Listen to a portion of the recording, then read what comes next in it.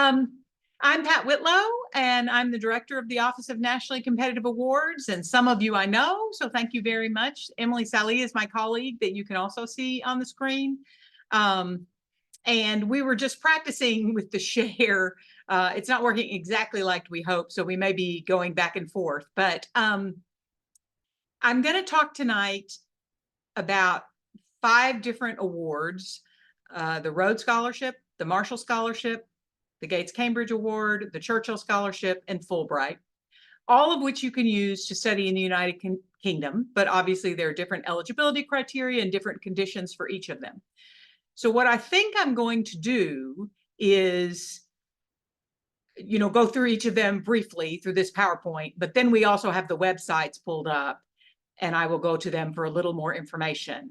But what I'm going to do is to try to be brief and concise. And some of you who know me know that that would be hard for me, but I'm going to try to do that on the first pass so that you can then ask me questions and we can spend more time on the ones in which you think you're most interested.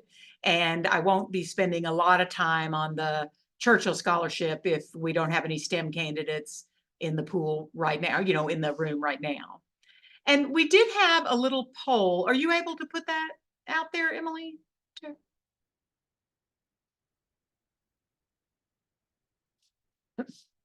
Did it pop up? Okay, it good. Did. People are answering. Okay.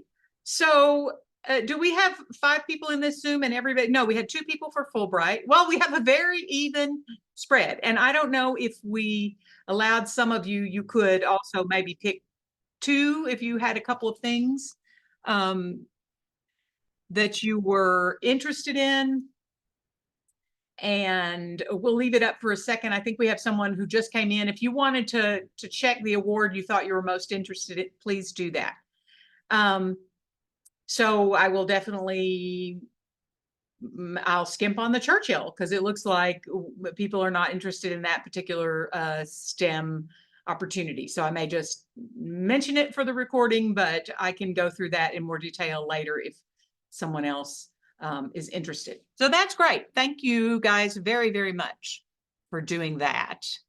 And we are recording. I probably should have said that earlier because we're hoping to, if other people are interested that we're not able to come tonight, we've already had some requests for this.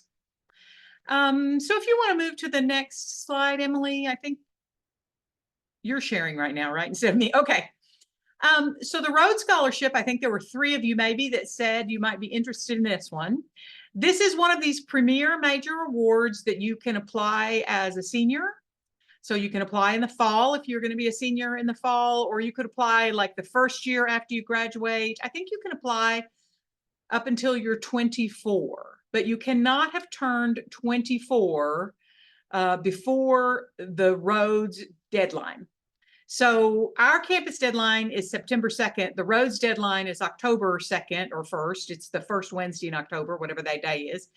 And so you could not have turned 24 prior to that. So you have a couple of years that you could potentially apply if you graduate and you're 21. So we're saying a fully funded postgraduate award because you would have graduated from UK. You can actually do a second bachelor's at Oxford. So you have 2 options. You could do a second bachelor's or you can do a master's degree. You potentially could do a DPhil or a doctorate, but we would have to talk about that. A lot of times British DPhil programs are not suitable for American students. And so I can talk about that if someone had that as an idea.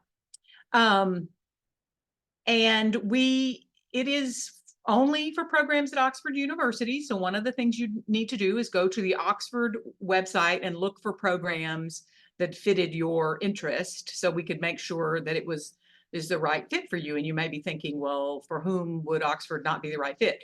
But sometimes they don't have what you want, or they're not the best place to study what you want. And it's really important that it's a good fit, because that's part of the argument you're going to make, is that I need to be at Oxford for the next stage of my career. You do have to be nominated by your institution. We can nominate multiple students, so you're not competing with each other. There is a faculty review committee in the fall, and they will interview you and review your materials, and then they will make the decision. And so Emily and I are help you administratively and to get your application in the best shape we can. I will mention briefly, I don't know if we have any international students in our group tonight, but there is a Global Roads, and it is for people well, outside the US, obviously, and there are various different districts. And that deadline is in the summer. So the actual deadline is August 1. Students would have to have it to me sometime in July so we can get people submitted. So if you're an international student, I need to hear from you right away. And we'll talk about how to get that set up for you, but it's a separate timeline. So I'll go on and talk about Marshall next very briefly. We are going to look at these web pages and I will talk more. The Marshall Scholarship is to fund graduate study at any institution in the United Kingdom. So that would be in England, that would be in Scotland, that would be in Wales, and then Northern Ireland. So you could maybe pick a program at Oxford, and maybe you could pick a program at the University of Strathclyde, or go to Sussex and then go to Lancaster or something like that. They would really like for you to do 2 master's degrees back to back. That is the Marshall preference, and they give the most awards to that category. So if there are something like 40 or low 40s Marshall scholarships, they typically give 8 or 9 awards to people who want to apply on a 1-year only track. Most master's programs in the United Kingdom are going to be 1 year only. But they will give then the other 31, 32 awards to people who are going to do 2 back-to-back master's degrees. So, and they want you to travel around in the United Kingdom, and they love for people to get outside of the Golden Triangle. So that would be London, Oxford, Cambridge is what they would call their Golden Triangle. Again, you need to be nominated by the institution. It's a very similar process. It's an interview, the faculty decide. So we have to have your materials in September 2nd, and I think the Marshall Scholarship, I have to have them in late September. Again, we can nominate any one of you. Should you all apply and you're all magnificent, as an institution, we can nominate you. So it isn't that you are competing with one another. We have a picture here of Shemin. I don't know if any of you would have known her. I don't think so, because she would have been gone when most of you were starting school or shortly after that. But she has finished, I guess this past summer, right, Emily? She finished her 2nd degree at University College London, and she has stayed in London and wants to work there at least for a while. And so she was a wonderful student. So our next one is Gates Cambridge, and we also have a UK student there right now, Kaylee Bolton, that some of you might have known. And she's in biomedical studies, and she's doing research and study at Cambridge. The Gates Cambridge, you can apply directly yourself to Cambridge. Sorry, let me let in another student. So you will be applying to Cambridge directly, and then you apply to you say, I'm interested in the Gates scholarship, and then there's another essay for that. And that is funded by Bill and Melinda Gates Foundation. And so it sends both students from the US to Cambridge, but also it has an international component. The deadline is usually something around October 9th, 10th. It often falls right in there. We encourage students to work with us directly. We worked a lot with Kaylee and there are some reasons why that's good for you, but you technically don't have to have a faculty nomination. What happens instead is that you apply to Cambridge and you apply to Gates, and then the faculty of Cambridge decide who actually goes forward in the Gates competition, and then who the finalists are for that. So, and then there's an interview process. I know Kaylee had to fly to Seattle, so they have different parts of the country, and you fly and do your interview. You can apply for any degree program at the University of Cambridge, and it could be a master's or a doctoral degree for Gates Cambridge. And the next one I'll just mention briefly is Churchill. And this is for STEM students. Will you hit that? Is it not working? I don't know why my laptop does this. Well, I'll mention Right, it. here we It's go. not on Here the we go. screen. Here we go. Oh, There okay. you go. It just takes Churchill a minute, Scholarship. and I'm it's not going to talk about this very much. just at all, enough for me to because, panic. people didn't indicate interest, but this is for STEM only. And we often encourage STEM students who are applying for Churchill to apply for Gates, or applying for Gates to apply for Churchill, because you're applying to Cambridge in both cases. And so that has a lot of the work done. But what I will say is this: you do have to be nominated, and their deadline is in November 1, I think. And so we have to back ours off of that. So yeah, it would probably be early October. And so if there is a student in this call that is interested, or a student who sees this recording, please contact me and I can talk with you more about the Churchill Scholarship and how that works. But again, you do have to be nominated. And in this case, we can only nominate 2 students. We do not have an unlimited amount of slots. And then the final award that we were going to talk about tonight is the Fulbright. And this, we're going to, well, we said, I guess, that we were focusing on study, but technically you can do an English teaching award with Fulbright, you can do an independent research year, and you can do graduate study. But if you are going to the United Kingdom, really primarily it's going to be graduate study. And I would say for all of you that are undergraduates thinking of applying, you need to look at the graduate study. There is one single category where you can do research, and they have one award, and they have something like 120 applicants who apply for that award. And I think it would be hard for an undergraduate to get it. I think because you're going to have doctoral candidates applying to do research. So it's not that you couldn't apply, but I think that's a really tough category. I think you'd be better off to apply for a graduate study award at one of the many partner universities they have. And we can talk about that. The Fulbright national deadline is October 8th this year. We have set our campus deadline for September 9th. Again, you submit your materials. We set up interviews for you. Unlike some of the other awards, everyone goes forward. You don't have to have, it's not a nomination process where the faculty say yes or no. We send everybody forward, but our role on campus is to help you have the strongest application that we can advise you toward. And so Fulbright is also a cultural exchange award. It has a slightly different mission from some of the other awards that we're going to talk about. And but it's a great way to go abroad. It has some nice benefits too when you come back to the US in terms of a non-compete status with in federal government positions. So I strongly encourage people to think about the Fulbright. And if you want to be in the United Kingdom, it's, it would obviously be graduate study. And Rayleigh Deaton, as you can see there, is she there now, Emily, or she's finished? She's there now. Okay. And she probably is finishing, though. She went in the fall, so she probably is finishing up her degree. Oh, well, in the summer. Usually their graduations are in the summer.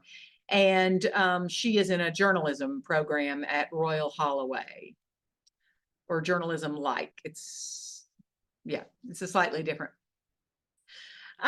So that is the thing with Rayleigh. And so then I think we have one more slide with some of our contact information, and we just want to have that on there for you so you know how to reach us.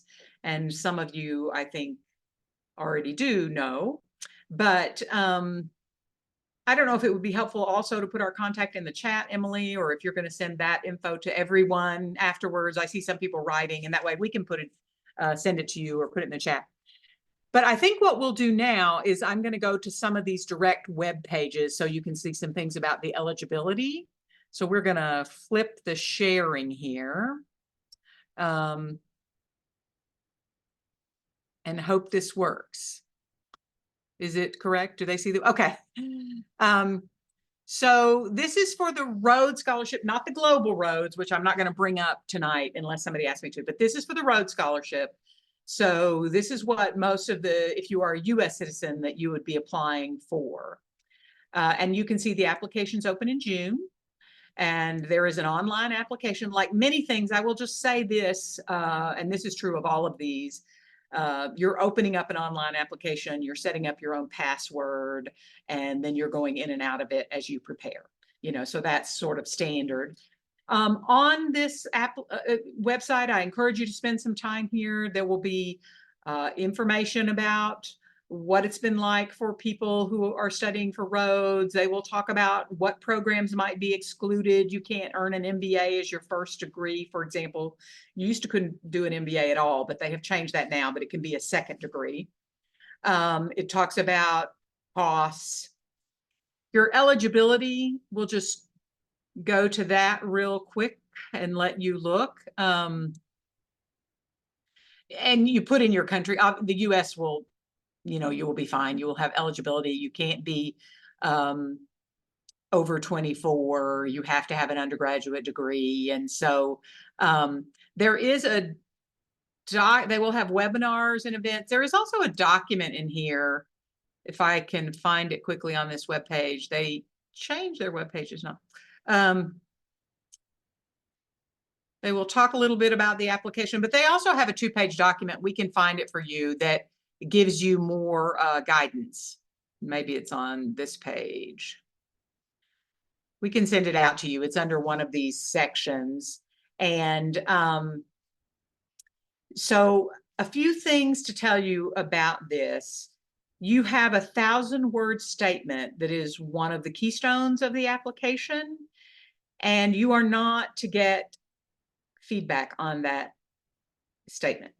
So that is a difficult part of the Rhodes Scholarship. So what I always try to say to students is, I can talk to you while you're thinking about it, before you start writing. If you want us to, we can conceptualize what you want to approach. We can talk about things that might be good to include or not include. But once you start writing, I'm not supposed to give you any help or editing advice. There is also a 2-page statement of activities. It can be in a CV format. It can be slightly different, but you basically want to put everything, right, that you've done. So you probably have a carefully edited CV. So we would probably be putting back some things you took out, but we can help you with that. You have to have 5 letters of recommendation. You can have up to 8 letters of recommendation. Of the 5 required, 4 of them must be faculty. Okay, so you would want to make sure, if you have any confusion about if they have faculty status, you want to make sure. So you cannot use your academic advisor in one of your faculty slots, for example. So you can use someone from a different institution. Maybe you had an REU in the summer, or you took courses somewhere else. So we can talk about that, but there's a large requirement there. Then you're obviously transcripts and some other materials like that go in the case. I think they say minimum 3.7 GPA now, that you can't apply if you're below that.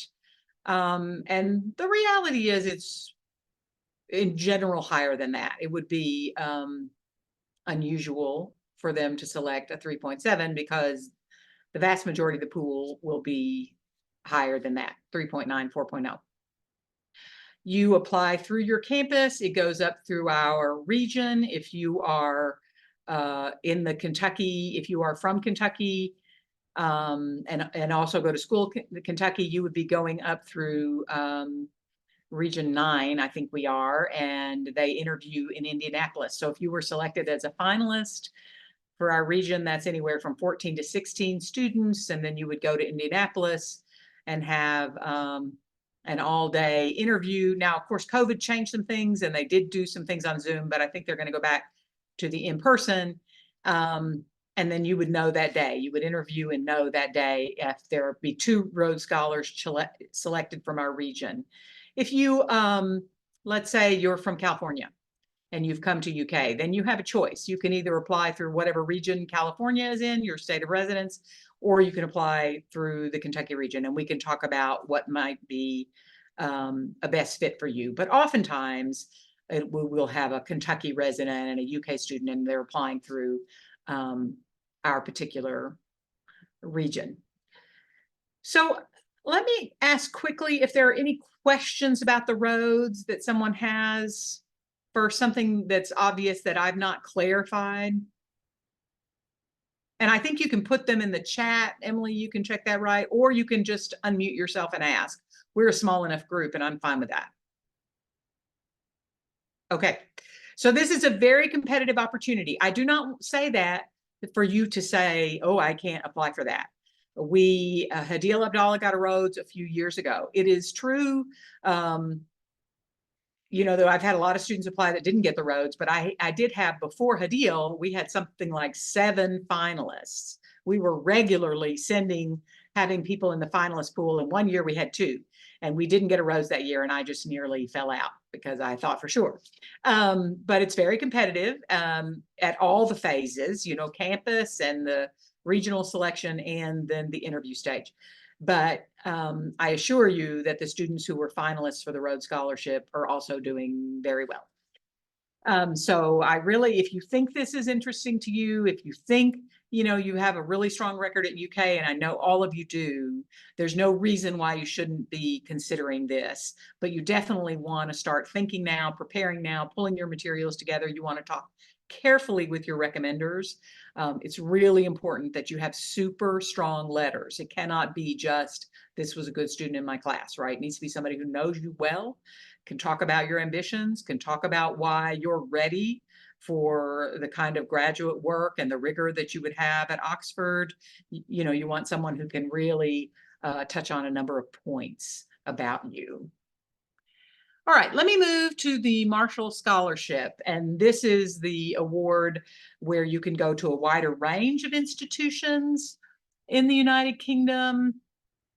And so they will have all these partner universities, for example, and they like for you to select, but where is the actual list? Oh, okay. So now there are other institutions you can choose, but these are a lot of the partner institutions, and they're trying, you can see their number in London, but they're all over the place, Oxford, Plymouth, Portsmouth. So there are a lot of universities. And so oftentimes I think students will look at what they have heard of, right? Which will be Oxford and Cambridge and maybe University College London and maybe University of Edinburgh, but we should be looking wider than that, because maybe Liverpool would be a great place to you. I visited the University of Southampton a number of years ago, and it's right on a coastline, and they do all this marine research, and it's really amazing, right? So there are a number of wonderful universities that are doing really interesting research, but we just don't know about it because we're not as familiar. So this is another thing too. If you're interested in the Marshall, you really want to spend some time looking at British universities, because there are a lot of opportunities there. Now, in terms of eligibility, these are the criteria on which they judge the Marshall Scholarship: academic merit, leadership potential, ambassadorial potential. So they are also looking for 3.7 and above.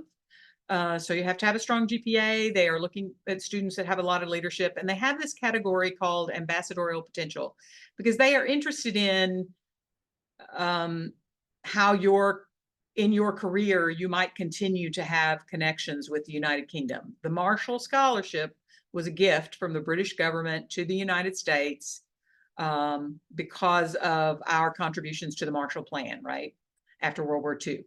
So that's the history of this. And so they're very interested in this idea that you would have these ongoing connections with the United Kingdom. And many of you are in fields where you will be doing maybe research and have collaborations with faculty all over the world, or you're going to be a physician, but you'll be interested in research that comes out of medical labs all over the world, or you want to do international peace work with the UN or something like that. So many of you you have careers that will lend itself to that. And there is an essay that you would specifically write on that. There is an essay on leadership that you will write. There is a personal statement. So it used to be that the Marshall application and the Oxford application, the Rhodes application, were very, very similar. And what would happen is students would oftentimes submit one for both, kind of. They would try to get away with that. And they didn't neither scholarship particularly like that. So the Marshall Scholarship now is pretty different from Rhodes. You can still apply for both, but you will have things that will overlap, but you will also, they have more different applications than they used to. You can see the eligibility criteria. You always want to check this, to make sure. And then they have, as I mentioned, they have the 1 year and the 2 year plan. And so you would want to look at the different criteria for that. And then they have an online application. So I am happy to talk with you about questions. They also have an FAQ that can be helpful to you. We have had a couple of Marshall scholars at UK that I have worked with, and we have some prior to that as well, and they're happy to talk to you. And so, I hope that you will strongly consider this. It's really interesting to be able to, live in different parts of the country. You get to attend, events at the embassy, and, there's a lot of really interesting and wonderful attention that comes to these scholars while you're in the country, as well as your opportunity to do high-level academics. So any questions about the Marshall Scholar specifically before I talk about Cambridge at all? Okay. This is the Gates Cambridge, and this is where Kaylee is. And so you can see this is their selection criteria. I don't think they have a GPA minimum. I am sure that you have to have a strong GPA, but I don't think they have the same requirement like as a Marshall or Rhodes, to my knowledge. They are very interested at if you know anything about the Gates Foundation, and if you're going to apply to this, you might do a little reading, but they've done a lot of work on healthcare outside the US. And so one of the things they're very interested in, people who have, as they say, a commitment to improving the lives of others. All of the wards have some interest in that. That's a very strong component of the Rhodes Scholarship as well. So being able to talk about how your career will be in sort of the service of all of us, at the planet, but it may be because you're working on environmental sustainability. It may be because you want to be a physician for children. It may be because, you want to do research on conflicts abroad, something like that. It can be lots of different things, but how do you have a commitment to improving the lives of others? Leadership potential. So they're very interested in those kinds of things, what kind of leadership service you've done. Cambridge and Oxford are both set up a little different from a US university in that they have a series of colleges where a lot of your activity takes place. So unlike being in the College of Arts and Sciences here, you would take classes there, but you take classes in a lot of colleges. You don't live in the College of Arts and Sciences. You don't eat your meals there. Whereas, for example, a student who is a Gates Cambridge Scholar and they're in the Churchill College, is one of the colleges at Cambridge, and you're living there, and they have dining facilities, and a lot of your social life revolves around there. It doesn't have to. It doesn't mean that you wouldn't meet other people at Cambridge, but you're going to spend most time with people in your college. And there are multiple colleges, and people choose them for different reasons. Paul Chelgren, who endowed the Chelgren Fellows Program here, was at University College at Oxford. So there are different colleges. So Gates Cambridge, again, you don't have to be nominated, but we're happy to work with you and want to work with you to help you with your application. And I don't know if they have the deadlines up yet for this year. Yes, so they'll be opening it in September, but it will be, it will look something like this as well. It shouldn't change too much from that, but there'll be slightly different dates. So I will just show the Churchill Scholar website so that people know what it looks like, and we have it on here, but I'm not going to talk about it. Although Emily and I did accompany a study abroad program in May, and we were at the University of Cambridge for a day, and we did tour Churchill College with one of their students there, and it is a big college. We had a more extensive tour than we knew of at the time. It is a very big and beautiful college. And then they have Fulbright programs. So several of you were interested in this, and I'm going to talk about the United Kingdom, and I'm going to talk about mostly study programs. So there, as I mentioned, there are other options for Fulbright, but tonight I'm focusing on this. Now, this open award is where you could do an independent research project, but I would strongly encourage you, unless you're really very, very high level in your research, I think that's going to be a tough category. Then they have all these partnerships awards where you could do a degree. So I don't know, does anybody have a particular institution that they knew about or have looked at that you'd like me to pull that open? There are a couple comments in the chat, Emily. Is it questions for me or?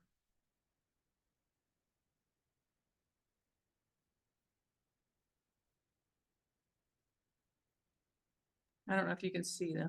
Yes, it was just one question about the does the Marshall Scholarship require nomination? And It does. Similar to yeah, Churchill, Rhodes. It does. So Can you anybody do, we've got one, can you do London School of Economics and Political Science from I do CA? believe I can, because I do think it's here. There we go.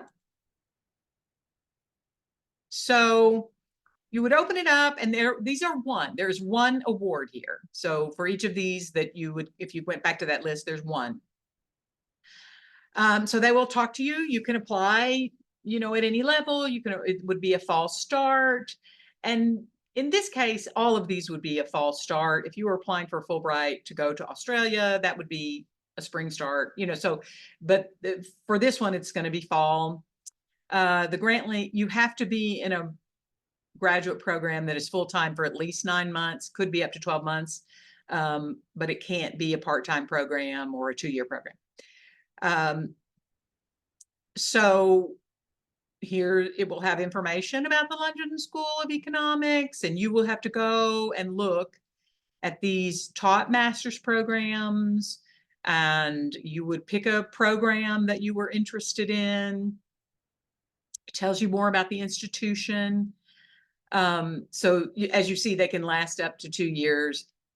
Well, you could pick a 2-year program. I'm sorry, I misspoke. You can pick it, but you would only get the funding for your first year. So you would want to either have your own funding for second year or know that the department was going to fund you, but the Fulbright would not fund you. The stipend is based on the cost in the country. For Fulbright in general, it's pegged to the cost of the country. The United Kingdom is a more expensive place to be than probably Lexington, Kentucky. So, and certainly London would be a very expensive place to be, would be more expensive than being in Southampton probably, or Sussex or something.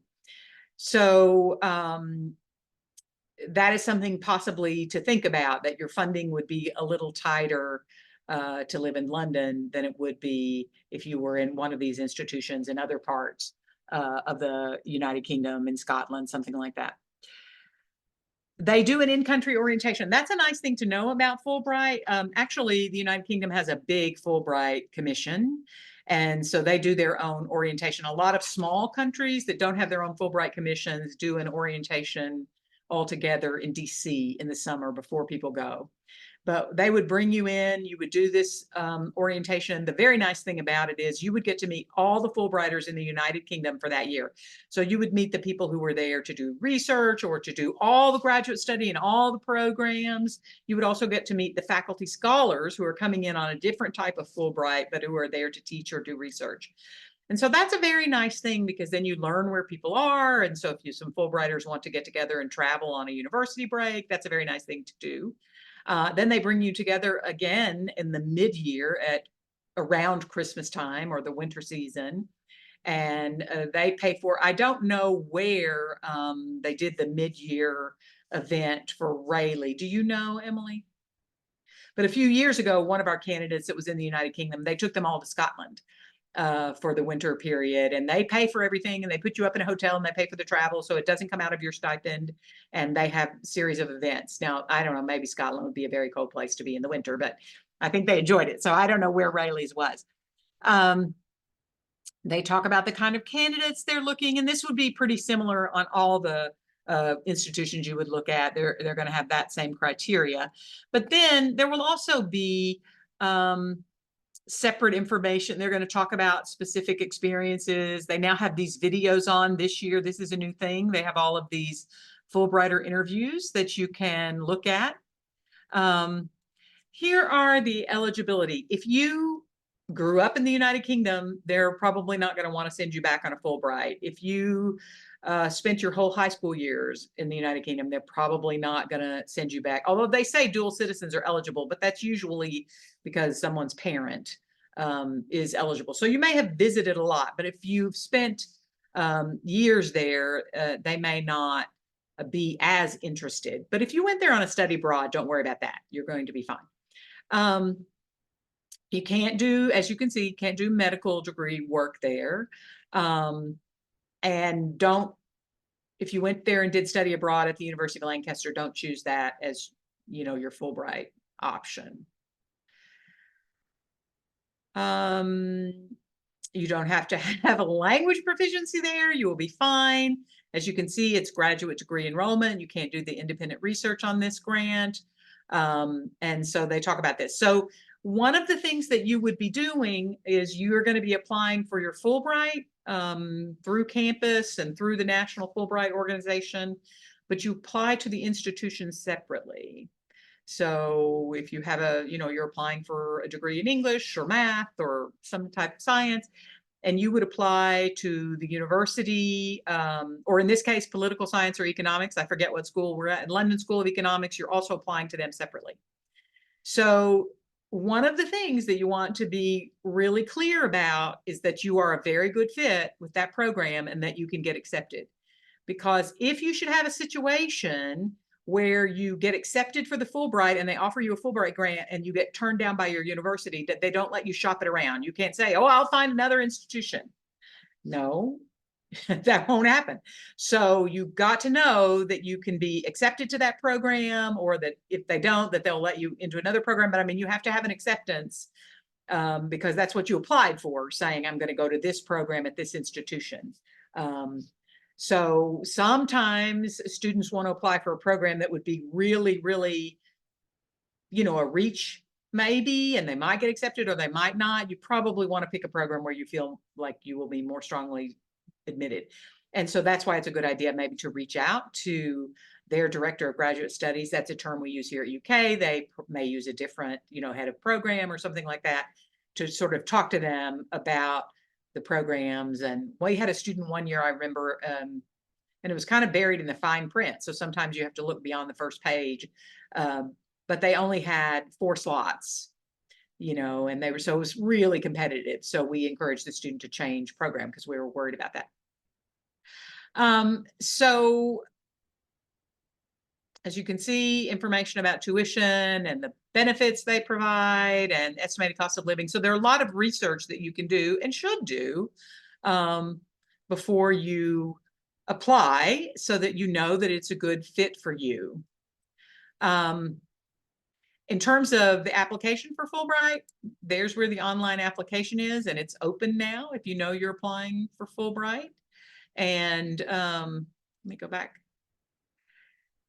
But there's also information here. I won't go through all of it now, but on the application components, study research, these are the items. I will say this statement of grant purpose, for those of you applying to a graduate school program, this is essentially a document where you will say, here's the program I want to apply to, here's why it's the best fit for me, here's why it's the right step for me to take in my professional academic career at this time, here's the mentor that I want to work with while I'm there, or here's the internship I want to do while I'm there. You want to be as specific as you can. What we often find is students are too vague in these. And so you want to really think hard about why you want to be in that program and what you want to do there. so that you can talk about that in your application. And you see they have a lot of questions they will ask you to help you think about. But this category is a little bit tough because it's the same for study and or research. So some of this is geared to more if you're going for research, but in your statement of grant purpose, you're making an argument for why you should do graduate study at a particular institution. And then, you know, you will have 3 recommendations.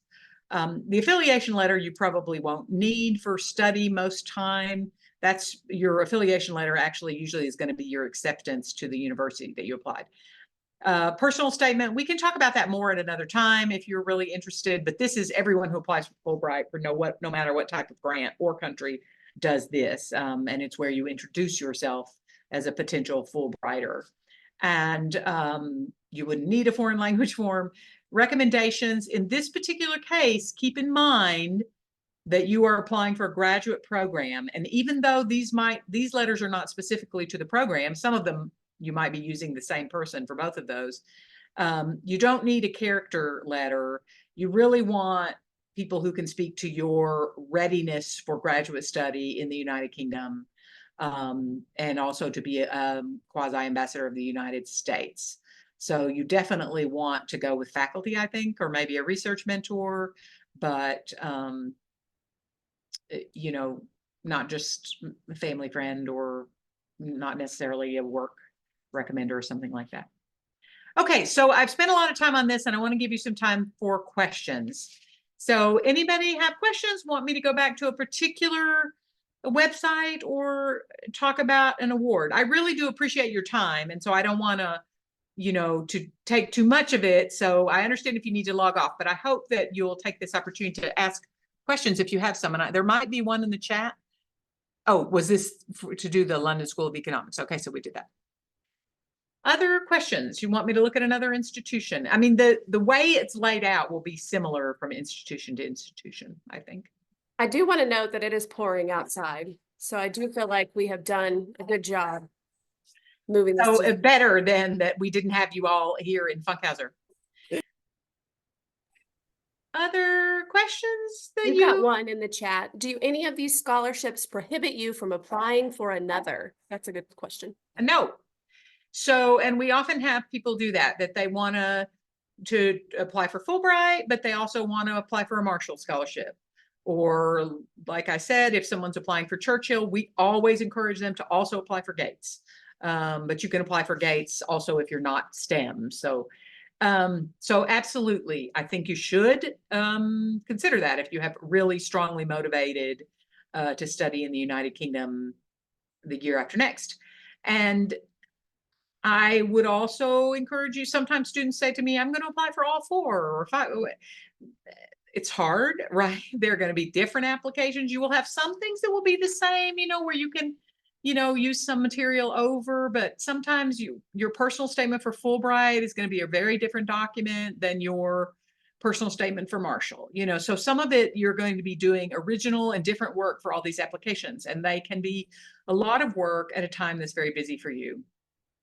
So I encourage students to think about 2, and sometimes 3 is appropriate depending, but sometimes 3 is way too many. Sometimes 2 is too many.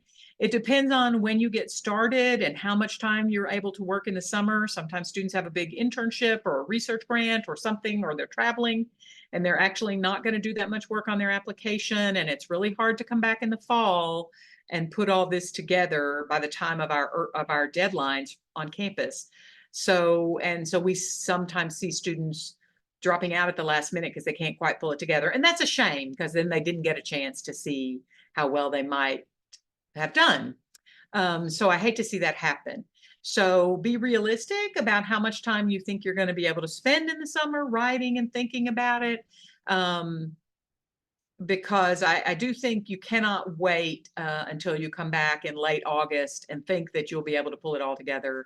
I mean, we have had people do it for Fulbright, but we've also had students pull it together. And sometimes those applications are not as strong, and sometimes you don't get nominated for an award because of that. So I'm not trying to be discouraging at all. I'm just trying to say you're all very talented and you can do this, but you do need to give yourself time Sometimes we get in the habit of doing things at the last minute because during the semester, you've got so much going on, but that's harder to do with some of these applications. And I want you to feel that you put forward a really strong effort. There's We one are more. available to help you in the summer. Emily and I, you can send us drafts and we'll read them, not the Rhodes, not the Oxford one, but we will read other drafts and answer questions. Sometimes Fulbright can be really confusing. You get in there and they have all those questions and all those documents. Just send me a note, and I will help you sort that out. That's what we're here to do. We don't want you to get stuck on something when we can help you. We've got one more question. Oh, yeah. For master's programs, would it work like the USA where you need to reach out to research labs ahead of time that we would be interested in working with to see if they have availability to take on a student? It depends on the institution and it depends on the type of degree. So some institutions say they want you to pursue a taught master's, in which case you're actually going to be, yes, taking coursework like you might in a lot of master's programs in the US. They also have a category of a research master's, which we often don't have here. We don't call it the same thing, where you would basically come in as a researcher and spend a year researching and do a thesis at the end, but you wouldn't really take coursework. So it depends on the institution and the they may offer both types. The Fulbright may limit you to the taught programs. That's where you have to read the specific description for that institution or that host country if you're looking at other host countries. I would say reach out, yes. In either case, I think it would be helpful for them to know that you are a potential student. It's also possible. We've had situations where students say to me, if I don't get the Fulbright, I can't go to this institution. We have had other students say, I'm going no matter what. Whether I get the Fulbright or not. And I also always say to those students, well, make sure you're applying then to the institution for awards because they have their own, they call it bursaries instead of scholarships, but they have their own funding that they give out to graduate students. And so you want to be eligible for those things. So you want them to know. And if you are planning to do a research master's, then yes, I do think you would want to reach out. You want to have a mentor because you want to be able to talk about that in your application. I've reached out to Professor Dr. So-and-so, and they do research on this particular topic, lab, whatever it is. And here's the project we've discussed. But that can vary a lot depending on the type of degree program.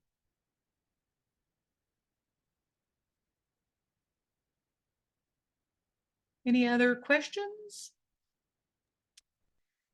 I am happy to have you come make a personal appointment as you work through when you feel like you have identified a couple or the one or, absolutely happy to meet with you to talk specifically about your interest and your, so that it won't be all of this broad discussion. And so that's a good idea for all of you. If you think you're going to apply, we should do that at some point. We can do it by Zoom. We can do it this month. We can wait until the summer, but I would not wait until the fall. Hopefully, we'll be answering your questions and getting you started before that. I think that's just going to serve you better in the long run.